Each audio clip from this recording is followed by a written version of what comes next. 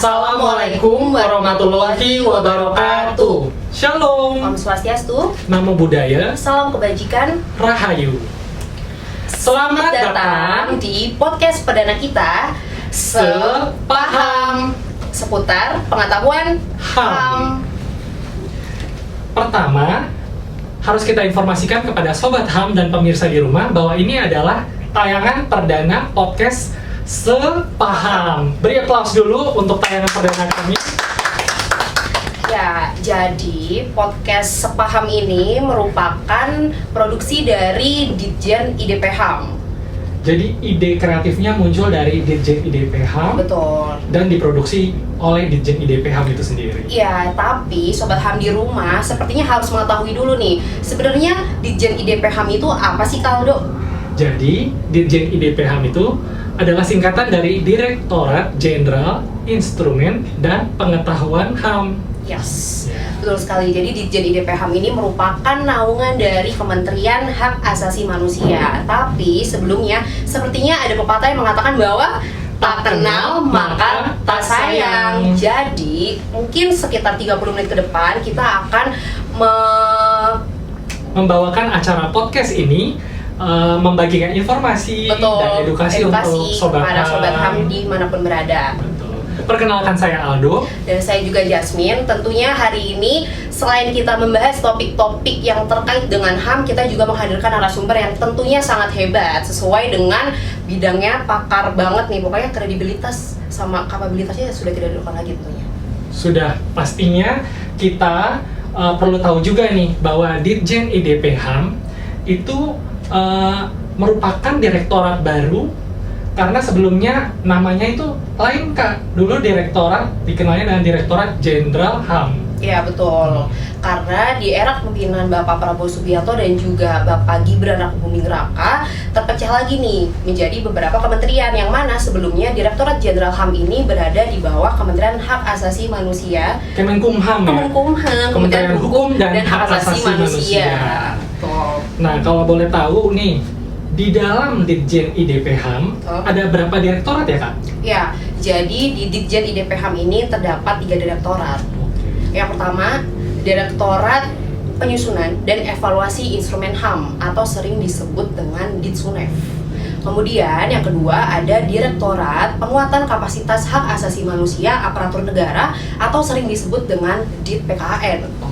Dan yang ketiga itu ada Direktorat Penguatan Kapasitas HAM Masyarakat, Komunitas, dan juga pelaku usaha atau sering disebut dengan DIT-MKPU. Nah, selain 3 direktorat tersebut, juga ada 1 unit kerja yang tugasnya menunjang dan memberikan dukungan manajemen untuk ketiga direktorat yang tadi Kak Jas sebutkan. Betul sekali, yaitu Sekretariat Ditjen IDP HAM. Betul sekali, Kaldo. Dan tugas dari Ditjen IDP HAM ini sangat penting nih, Kak Jas. Kak Jas tahu nggak kira-kira tugasnya apa? Apa ya? Kayaknya Kaldo lebih tahu deh.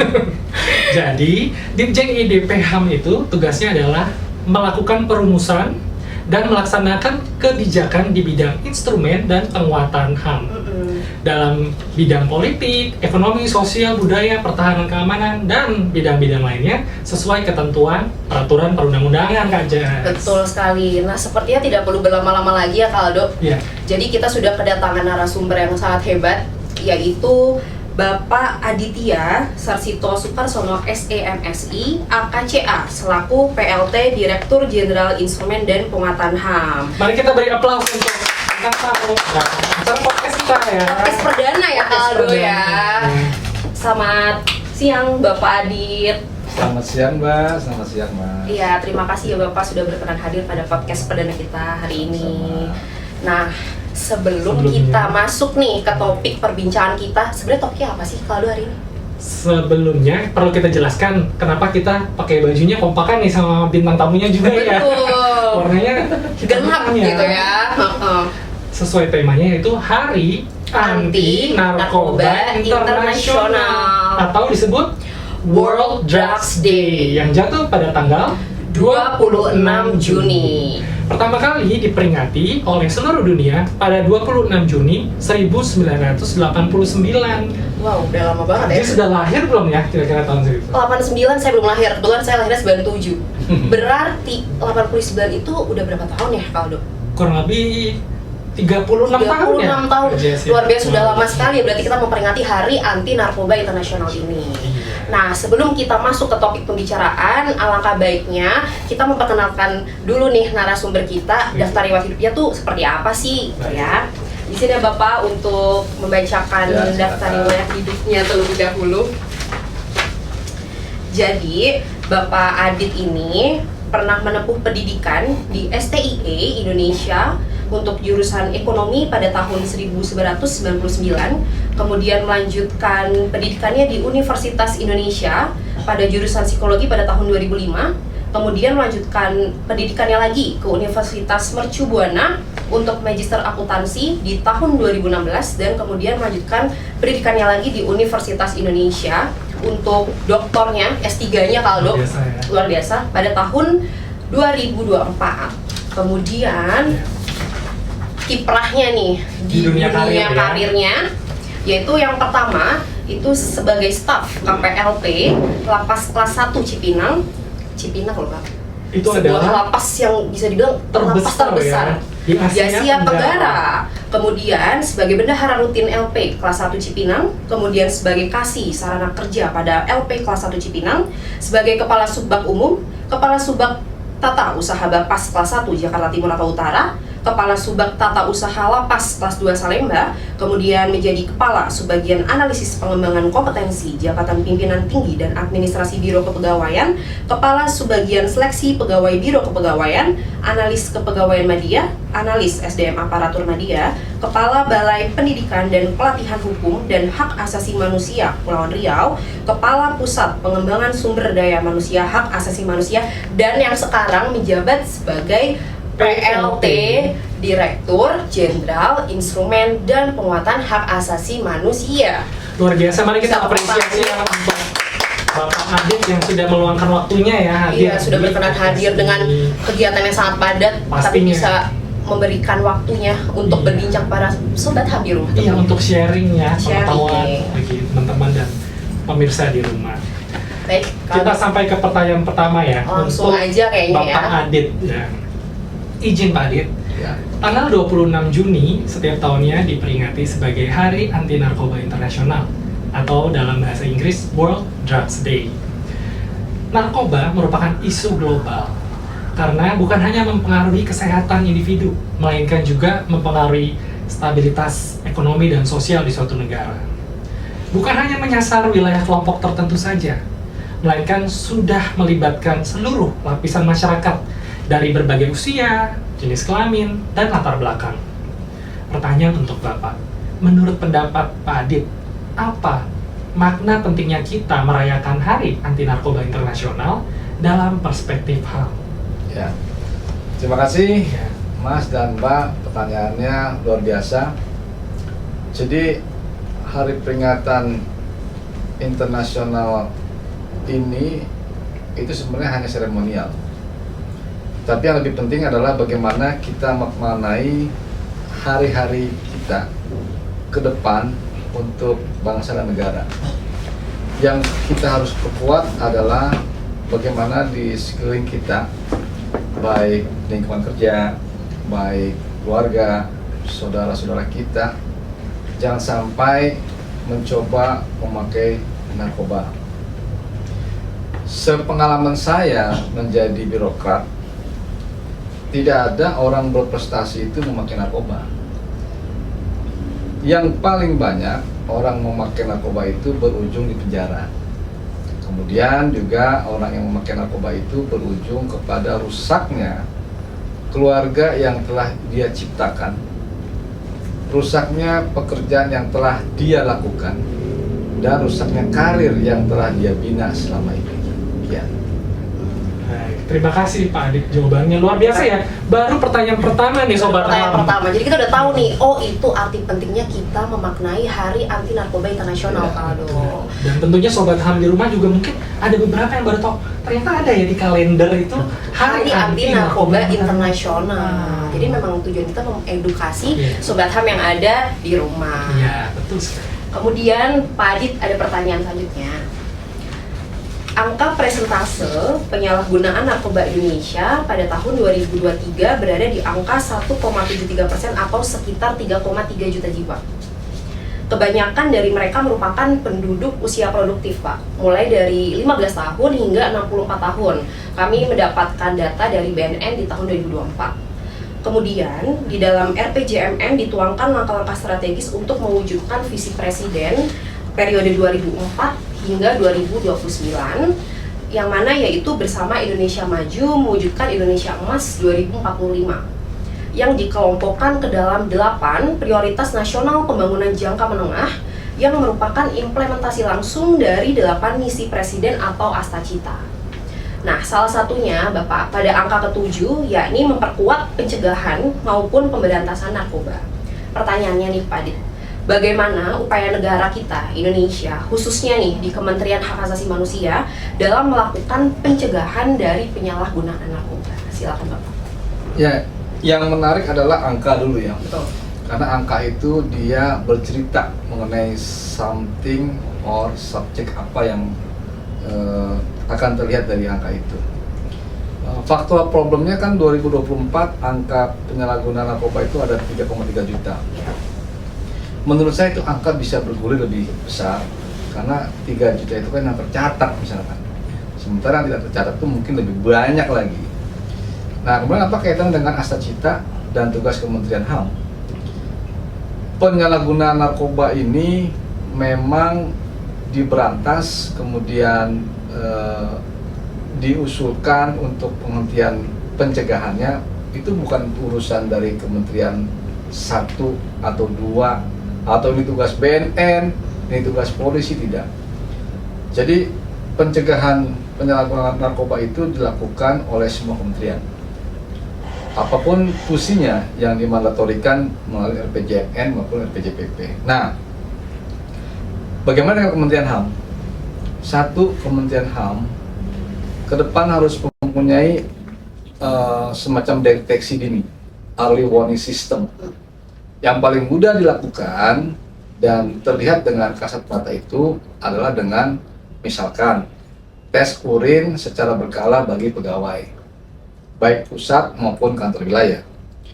Kenapa demikian? Karena penjadwalan yang dirahasiakan kapan itu mau dilaksanakan itu sebagai salah satu deteksi dini oleh Kementerian HAM terhadap pegawainya. Dari situ kita bisa lihat apakah kemudian tes urin ini ada atau terdeteksi pegawai-pegawai kita yang memang melakukan penyalahgunaan narkoba. Setelah itu mungkin kita akan lihat situasinya, bekerjasama dengan BNN atau bekerjasama dengan rumah sakit yang ditunjuk oleh Kementerian Kesehatan dalam hal penanggulangan narkoba, apakah masih bisa dilakukan pembinaan, utamanya mungkin rehabilitasi. Kemudian bagaimana dengan keluarganya kan gitu. Orang bekerja itu kan bukan hanya pegawainya, tapi juga keluarganya. Nah, oleh karenanya kami mengusulkan agar ada deteksi dini di bidang penyalahgunaan narkoba yang mungkin diduga dilakukan oleh salah seorang oknum di Kementerian HAM. Ini tidak hanya di Kementerian HAM, kalau masalah kita bicara penyalahgunaan narkoba di tingkat ASN ya, di semua kementerian saya menduga ada, tapi memang tergantung masing-masing kementerian dalam melakukan upaya cegah tangkalnya. Demikian. Baik. Luar biasa ya. Dijabarkan dengan Sangat jelas. dijabarkan. Ya, Jadi Kementerian HAM pun pasti memiliki upaya-upaya nih untuk mendeteksi dini pegawai-pegawainya yang penyalahgunaan narkoba itu. Betul. Bagus banget ya ternyata. Luar biasa ya. Luar biasa. Tercerahkan ya. Tercerahkan Pemahaman sekali kita ya. atas pertanyaan-pertanyaan yang sudah diberikan dari Sobat HAM kepada Bapak narasumber. Setuju sekali Kak Cis. Terkait tadi masih dalam lingkup Kementerian HAM ya Pak Adi. Sekarang lebih luas nih, kita mau share real fact ya. Real fact bahwa di dunia ini ada satu negara yang penerapan kebijakan anti narkobanya itu paling ketat. Kak Jess atau Saya tahu. Pak Adit atau Sobat HAM mungkin tahu yang ada di rumah ya. Saya tahu. Negara apakah itu? Negara favorit saya tentunya. Apa tuh Kak Jess? Korea Selatan. Wah, tepat sekali ya tebakannya. Betul. Mungkin Bapak juga suka K-pop? saya baru tahu bahwa negara Korea itu juga strike dalam hal Betul, Pak. pencegahan narkoba. narkoba, ya. Nah, Nah, jadi sebagai negara surganya K-pop, dan juga drama Korea. drama Korea yang sudah meluas di seluruh dunia ya, Yes. drama-dramanya. Ternyata ada hal yang patut kita teladani dari Korea Teladani, Selatan, yaitu betul sekali. kebijakannya yang strict terhadap anti penyalahgunaan narkoba. Betul. Nah, menurut data yang kami baca juga, di Korea Selatan menerapkan peraturan untuk warga negaranya, baik yang di dalam Korsel maupun di luar Korsel, meskipun dilegalkan untuk menggunakan narkoba, tetap dilarang oleh pemerintah Korselnya. Iya, benar sekali Kak Aldo. Nah, menurut Pak Adit sendiri, bagaimana Pak Adit memandang peraturan kebijakan di Korsel itu? Apakah bisa diimplementasikan di negara kita? Ya, pertama Korea telah mempertontonkan bagaimana konsistensi cegah tangkal penyalahgunaan narkoba dengan memaksa warga negaranya yang berada di negara lain atau di luar Korea untuk tidak memakai narkoba, meskipun di daerah yang dikunjungi itu boleh memakai narkoba. Itu sama dengan menjaga negaranya itu tetap kepada konstitusinya, dan mencegah generasi mudanya itu melakukan penyalahgunaan. Jadi saat orang itu, maksudnya warga negara Korea, Iya. saat warga negara Korea itu di luar negeri, dia tidak akan membawa budaya atau kebiasaan buruknya memakai narkoba di luar negeri Iya. ke dalam negeri. Jadi tidak menularkan generasi atau teman-teman sebayanya atau peer group yang ada di Korea Selatan. Itu pertama. Yang kedua adalah negara Korea itu mempertontonkan bagaimana negaranya itu mempertahankan negara Korea sebagai negara industri atau negara yang berpendapatan menengah ke atas, tanpa didukung dengan kesehatan mental dan rohani penduduknya. Mustahil Korea mempertahankan sebagai negara industrialisasi atau negara yang berpendapatan menengah ke atas atau mungkin berpenghasilan atas. Yang ketiga adalah memastikan bahwa generasi emas Korea yang mungkin muncul di kemudian hari Ya. itu sehat jasmani dan rohaninya, terlepas dan bebas dari narkoba. Ya. Kemudian kalau pertanyaannya apakah bisa dilakukan di Indonesia, Iya. jawabannya sangat bisa. Sangat bisa Ya. ya. Sangat bisa. Sudah dipastikan berarti Iya, sangat bisa. bisa. Ya, tergantung goodwill dari para pemimpin, goodwill dari para ASN seperti kita ini kan pelayan masyarakat ya. Bagaimana kita main masyarakat kalau kita sendiri melakukan penyalahgunaan narkoba? Iya. Nah, kira-kira seperti itu, Pak. Oke. Baik. Gimana kalau Baik ya jawabannya ya. jawabannya kayak Sangat sat jelas, dan ya. mudah dipahami Ya, oleh sobat rasanya ham sederhana tentunya. ya. Singkat, padat, jelas. Iya. Seperti itu. Nah, lanjut nih Pak, pertanyaan. Ini kebetulan ada pertanyaan dari sobat ham yang sudah mengirimkan pesannya melalui DM Instagram. Ini Ya, pertanyaannya adalah sebentar. Baik, pertanyaannya Bapak Adit. Menurut pasal 54 Undang-Undang Nomor 35 Tahun 2009 tentang narkotika, terdapat aturan bahwa pecandu narkotika dan korban penyalahgunaan narkotika wajib menjalani rehabilitasi medis dan sosial. Hal ini berarti bahwa penggunaan narkoba tidak dimasukkan ke lapas, melainkan dimasukkan ke panti rehabilitasi, Namun fakta yang terjadi 70% warga binaan yang berada di lapas atau rutan isinya adalah para pengguna narkoba, Pak. Nah, yang pada akhirnya nih menyebabkan kondisi overcrowded di lapas. Nah, pertanyaannya Pak, menurut Bapak nih, bagaimana sih Pak Bapak memandang hal tersebut? Kaitannya dengan revisi UU Narkotika di Indonesia yang sedang berlangsung ini, Pak.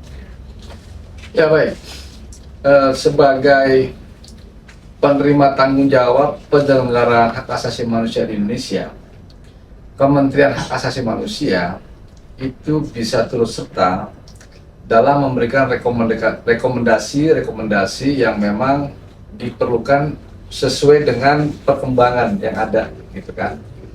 Nah, revisi di dalam Undang-Undang anti narkotika ini tentunya juga kita akan melihat dimensi lain. Contoh misalkan, kalau sudah dimandatorikan bahwa pelanggar atau penyalahgunaan narkoba dalam skala pengguna misalkan itu direhabilitasi, memang harusnya Kementerian Hak Asasi Manusia itu dapat memberikan rekomendasi kepada Mahkamah Agung, mungkin kepada lembaga pemasyarakatan, mungkin atau kepada kepolisian atau kepada BNN, bahwa ketika dia sudah diputus bersalah di pengadilan, dia bisa langsung dikirim kepada panti rehabilitasi, baik panti rehabilitasi pemerintah mungkin atau yang swasta punya. Tapi saya percaya bahwa mungkin kapasitas daya tampungnya dari panti rehabilitasi itu yang terbatas, sementara pelanggar narkobanya besar, tidak sesuai dengan kapasitas yang dimiliki oleh pemerintah maupun swasta. Nah, alangkah lebih baiknya mungkin terjadinya dynamic governance. Dynamic governance itu dimaknai adanya integrasi kerjasama di antara para pihak yang sama-sama mengurusi tentang penyalahgunaan narkoba. Kemudian HAM mendorong rekomendasi itu untuk kemudian dijadikan rekomendasi dalam perbaikan undang-undang narkoba. Gimana? Biasa ya. Jawabannya Mantap jelas ya. apa yang Betul. pertanyaan di benak Sobat HAM Sobat tentunya HAM ya, di dan rumah. pemirsa Kan di pertanyaan rumah. barunya emang pertanyaan dari Sobat HAM. Dari Sobat HAM. Perwakilan ya dari Perwakilan Sobat. masyarakat. Mungkin sebelum lanjut ke pertanyaan selanjutnya, Pak Adit kalau mau sambil iya. lanjut minum, Ya, Lanjut minum, Pak. monggo silakan Pak. Kita lanjut ya ke pertanyaan selanjutnya untuk Bapak Adit. Di Indonesia diberlakukan peraturan larangan menggunakan ganja. Berdasarkan artikel Kompas yang kami baca tanggal 26 Juli 2022, ada wacana nih Pak, bahwa ada rencana legalisasi penggunaan ganja dengan tujuan untuk kesehatan atau medis. Tapi ada syaratnya.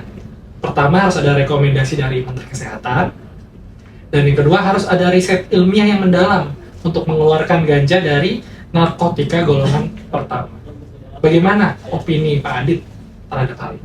Ya, terima kasih ya. Penggunaan ganja dengan pembatasan itu memang tergantung kepada situasional dua hal.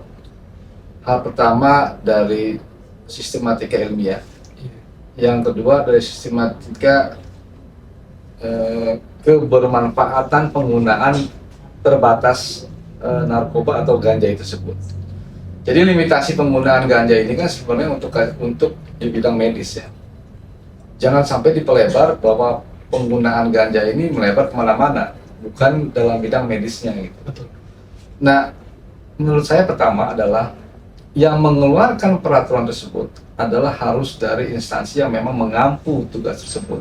Misalkan Kementerian Kesehatan. Kemudian bisa dibuat kajian bersama antara Kemenkes misalkan, kemudian BNN, polisi, dan Kementerian Hak Asasi Manusia. Kenapa? Karena salah satu penerima tanggung jawab di bidang hak asasi manusia, lagi-lagi adalah Kementerian Hak Asasi Manusia, itu bisa memberikan rekomendasi bahwa setiap orang yang diduga boleh diberikan pembatasan penggunaan ganja di bidang medis, dan itu memang ada kajian ilmiahnya, dan memang ada buktinya bisa mempengaruhi penambahan kesehatan atau merubah kesehatan orang yang tadinya kurang menjadi lebih baik, kenapa tidak itu direkomendasikan gitu kan. Tapi untuk merekomendasikan hanya satu instansi, saya kira itu berat.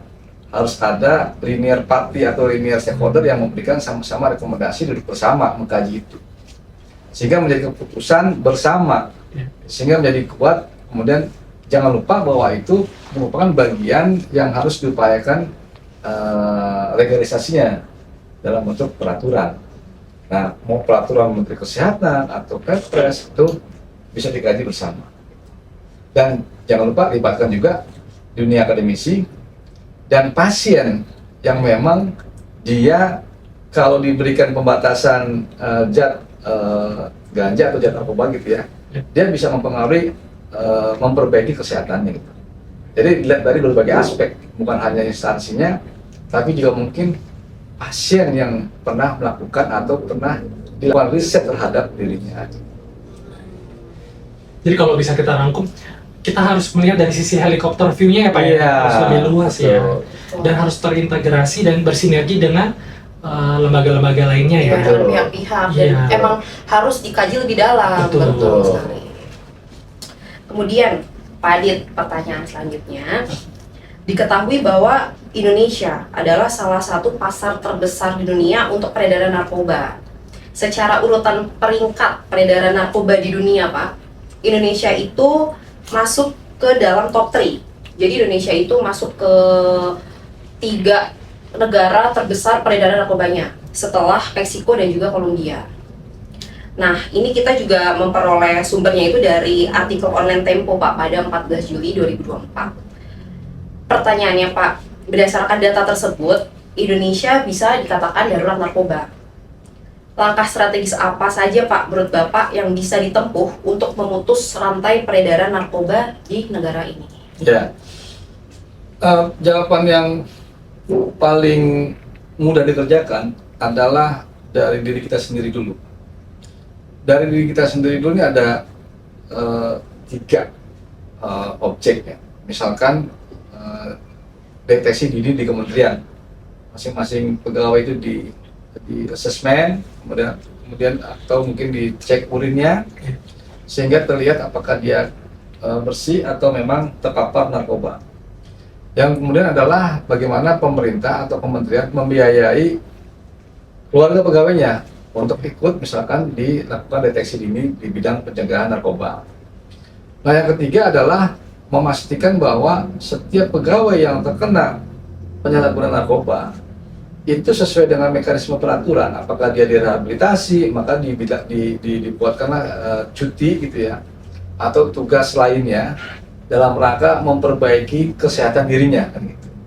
Jangan juga kemudian pada saat kita temukan pegawai misalkan gitu ya, ada terkena terpapar narkoba, kita biarkan begitu saja.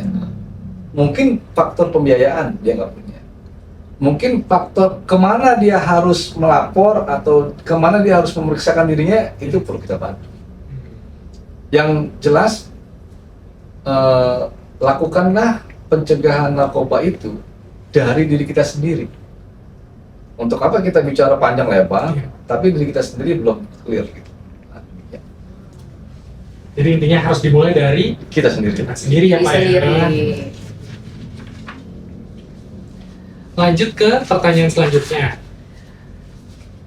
Keluarga adalah lingkungan sosial paling terdekat dan terkecil dari suatu individu. Sejauh mana menurut Pak Adit peran keluarga dan komunitas untuk mencegah orang kecanduan narkoba? Ya, keluarga itu adalah basis inti komunitasnya atau bagian terkecil dari ekosistem. Nah, saya percaya dalam sebuah idioms ya, orang yang buruk masuk ke dalam sistem yang bagus, dia akan jadi bagus.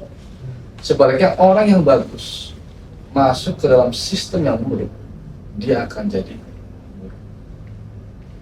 Jika keluarga kita anggap sistem, karena dia ada proses input, kemudian produksi dan output gitu ya, maka pastikan keluarga kita itu clear terhadap penyalahgunaan narkoba.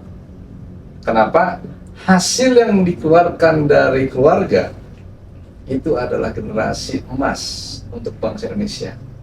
Jadi itulah yang mesti kita perhatikan. Dan ini bukan kerjaan hanya kerja BNN, kerja polisi, kerja kejaksaan, ini kerja semua, kerja bersama. Tapi dari bersama itu, yang paling kecil adalah memastikan keluarga inti kita. Jadi memang semuanya itu berawal dari keluarga ya Kak Ado ya. Karena kan keluarga ini kan salah satu pendidikan pertama anak gitu ya. Jadi membentuk karakter anak-anak juga yang mana itu menjadi generasi emas untuk negara kita. Seperti itu. Ibaratnya kalau di bangunan keluarga tuh fondasinya lah ya Pak ya, kalau kita ibaratkan. Jadi kalau fondasinya sudah kuat, mau kena gempa serangan tidak gampang goyah gitu ya. Betul sekali. Nah, beralih nih Pak, tadi kita sudah ke keluarga nih. Iya. Kita beralih ke edukasi yang mana itu perihal terkait dengan pendidikan formal.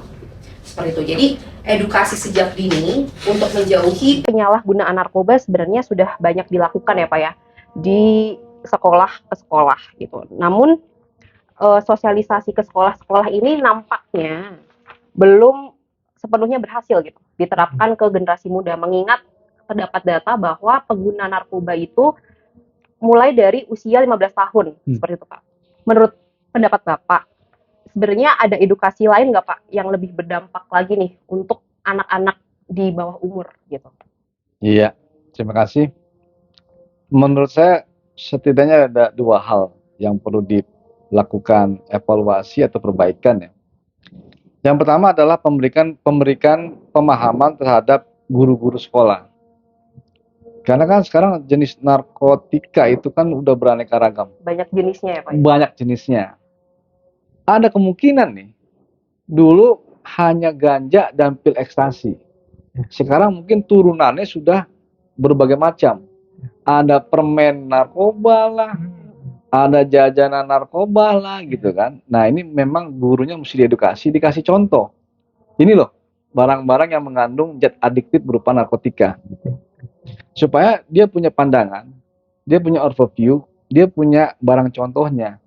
Nah, nanti ketika dia melaksanakan tugas pendidikan di sekolah-sekolah, dia jadi tahu, oh, anak sekolahnya itu, muridnya itu memakai atau sering minum ini, makan ini yang ternyata di kemudian hari diketahui mengandung narkoba. Itu sisi dari pendidik. Nah, sisi dari environment, bener ya? Betul. Nah, itu guru juga dikasih edukasi. Perilaku-perilaku apa yang kira-kira memperlihatkan gejala-gejala dini murid itu memakai narkoba. Misalkan yang tadinya rajin, sekarang jadi nggak rajin. Yang tadinya segar bugar, sekarang jadi ngantuk kalau di kelas. Nah, ada kemungkinan pihak sekolah maupun pihak orang tua, ya kan?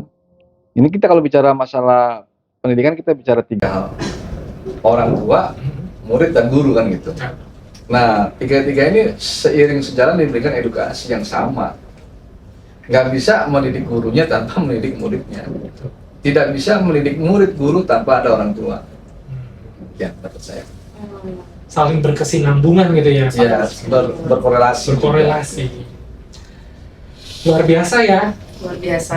Saya kayak ngemis gitu dari tadi Pak Aldo, kayak mendengar jawabannya, iya juga ya, iya juga ya gitu. Kayak terjawab sudahlah semua pertanyaan-pertanyaan terkait narkoba ini. Karena kan memang kita ketahui juga ya, banyak sekali memang jenis-jenis narkoba tuh yang sering banget nggak sih, kalau sering dengar kayak di berita-berita tuh, kayak contohnya narkoba dalam permen, narkoba dalam makanan ini itu. Padahal ya kita juga nggak tahu kalau ternyata itu ada zat-zat yang mengandung narkoba. Anak-anak juga ya mungkin bisa dibilang terjebak kah atau bagaimana gitu ya. Tapi sudah terjawab pertanyaannya dari Pak Adit.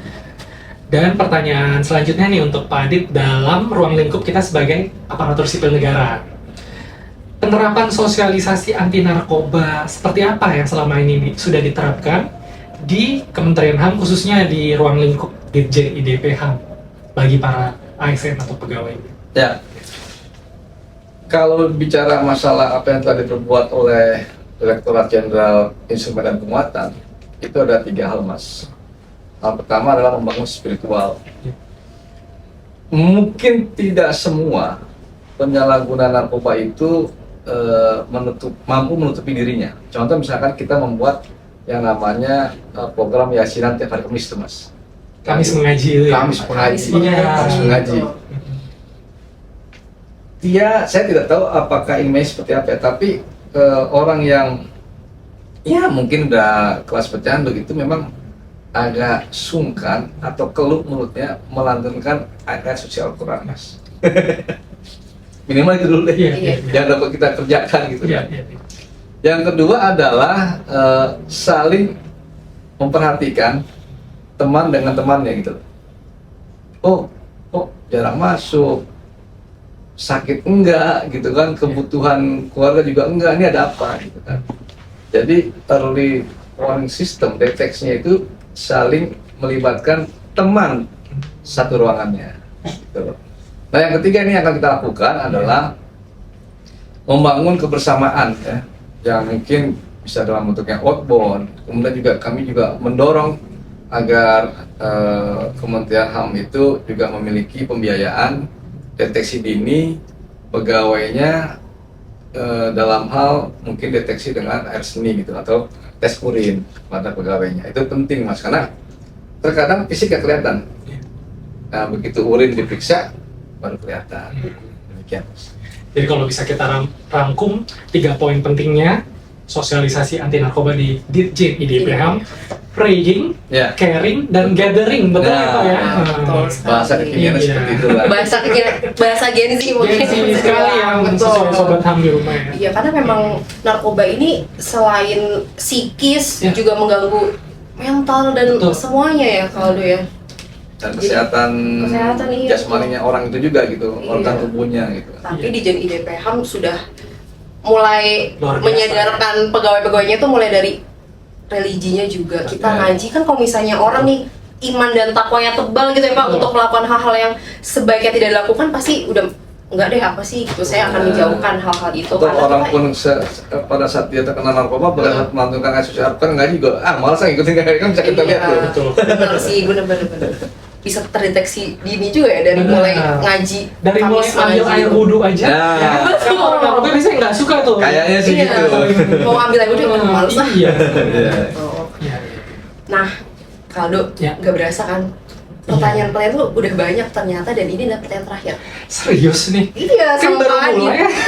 Kayak nggak berasa, ternyata udah Iya. 30 menit deh Berjalan kurang begitu lebih. cepat ya, Kak Iya, Jess. itulah makanya kalau misalnya Ah. kita ngobrol-ngobrol nih serius tapi santai, Iya. maknanya dapat, informasinya dapat. Jadi sobat HAM di rumah juga pasti enak banget ya ternyata ngikutin podcast sepaham seputar pengetahuan HAM. Wah, masuk banget tuh kan. Masuk ya, masuk Ya. boleh.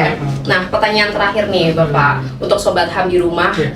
dan juga masyarakat Indonesia tentunya. Sebenarnya Pak, ada nggak sih pesan yang ingin Bapak sampaikan pada sobat HAM dan tentunya masyarakat Indonesia terkait Hari Anti Narkoba Internasional ini yang kita peringati setiap tahunnya di tanggal 26 Juni? Iya.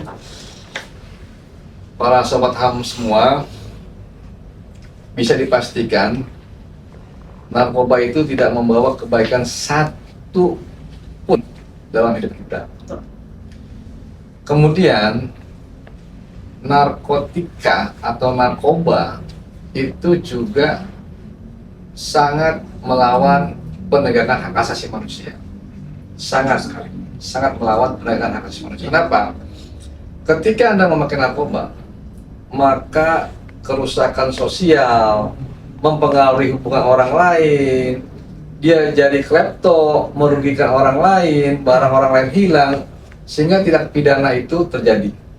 Nah, ketika Anda memakai narkotika, maka ada HAM, hak asasi orang lain yang terlanggar atau terambil oleh orang tersebut yang memakai narkoba. Jadi pastikan sahabat HAM, sobat HAM dimanapun berada, jauhi narkoba, hidup sehat dan berprestasi. Luar biasa. Apresiasi dulu ya. Jauhi narkoba. Sangat menarik sekali ya Kak Jess pembahasan kita pada podcast perdana hari ini. Iya, dan tidak berasa kita sudah di penghujung acara podcast perdana kita ini dengan tema Hari Anti Narkoba Internasional. Kalau bisa ada kesempatan sih kita masih mau perpanjang sesi. Iya, masih banyak pertanyaan-pertanyaan yang sebenarnya kita mau tanyain Iya. gitu. Cuman memang waktu lah yang memisahkan kita ya, Kak Ado ya. Ya, setuju sekali. Mungkin kalau para sobat HAM masih ingin bertanya atau memberikan saran, masukan, kritik, silakan diketik di kolom komen pada Betul. YouTube tahun kami ya. Iya, dan semoga tayangan kita, nih tayangan perdana kita ini bisa memberikan pengetahuan, kemudian wawasan, dan juga motivasi dan juga inspirasi lah ya. Betul. Untuk sobat HAM di rumah. Karena narasumber yang kita hadirkan tuh bukan kaleng-kaleng. Betul. Iya kan? Semuanya benar-benar orang yang sudah memang sepak terjangnya tidak perlu diragukan memang lagi. sudah pakar ya. gitu. Jadi memang informasinya pasti informatif tentunya. Betul sekali. Dan pada kesempatan ini kami selaku host ingin berterima kasih Iya, untuk pada Pak Adit Bapak Adit. sudah meluangkan waktunya datang membagikan ilmu pengetahuannya terkait HAM dan untuk sobat HAM dan masyarakat di rumah. Kalau ingin menyaksikan tayangan-tayangan terkait topik-topik seputar HAM, bisa terus update dengan cara like, komen, dan subscribe Subscribe. YouTube channel Ditjen IDPHAM, dan jangan lupa untuk menyalakan lonceng di bawah ini untuk bisa mendapatkan notifikasi-notifikasi video-video apa sih yang terbaru yang sudah kita upload nih di Ditjen IDPHAM begitu. Semoga kita bisa bertemu lagi apa ya di kesempatan berikutnya untuk membahas topik-topik terkait HAM yang lainnya yang tentunya tidak kalah menarik Betul. dari podcast hari ini, yaitu Hari Anti Narkoba Internasional. Dan selain menyaksikan podcast Sepaham, jangan lupa juga Sobat HAM dan masyarakat untuk follow account account Ditjen IDPHAM Ya, di betul. Instagram dan dan juga TikTok. ya, Selain kita berterima kasih kepada Bapak narasumber, tentunya Terima kita kasih. juga berterima kasih nih kepada kru yang sudah bertugas karena sudah membantu jalannya podcast perdana kita ini secara lancar, sangat baik ya tentunya. betul, kita beri apresiasi dulu dong ya untuk semuanya. Terima kasih semuanya. Dan akhir kata, waktu juga yang memisahkan kita. Betul sekali. Izinkan saya Aldo, Dan saya juga Jasmine. kami berdua pamit. Sampai jumpa. Bye bye.